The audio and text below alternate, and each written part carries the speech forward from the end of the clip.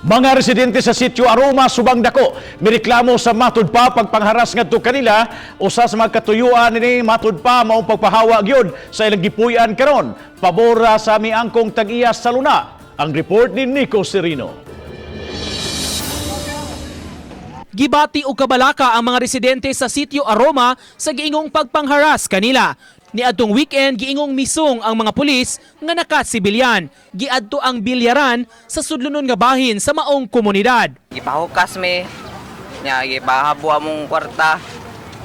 Nya nangutan na sila nga membro ba daw mis kabataan party list. Ingnan mi nga wa mi kay bawa na unsa na siya. Upat ka mga tao ang gidakop gumikan sa illegal gambling. Ang mga dinakpan nga atua sa Subang Dako Police Station nagdumili pagpa-interview. Matod sa mga residente, giipit sila aron mapapahawa sa dapit. Usa sa giingong giinitan ang mga kabatanunan sa ilang lugar nga nagpasakop sa grupong kabataan. Apan matod nila, ang grupo na organize aron maabagan ang lugar sa mga panginahanglanon, labi na sa paghipos sa basura. Nakita namo ang pagpangatake no sa dagkong ang mga kompanya o sa gobyerno mismo dinhi sa Sitio Aroma. Unya kato tabang mi sa mga proyekto sa kabataan Aroma katong ilahang pagpangolekta og mga panglimpis sa basura. Pasabot sa mga mulupyo, nagpadayon pa ang civil case maong di sila mupahawa.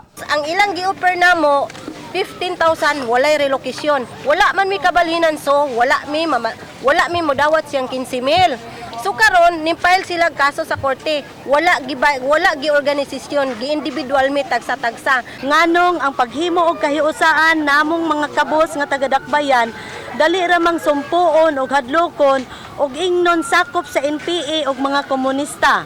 Sa ilang bahin gipasabot sa mga otoridad, lehitimo ang operasyon nga gihimo.